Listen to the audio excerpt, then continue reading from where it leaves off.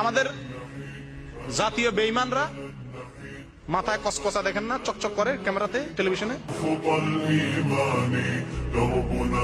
সব আমেরিকান তেল লাগানো, ইহুদি খ্রিস্টানদের তেল লাগানো।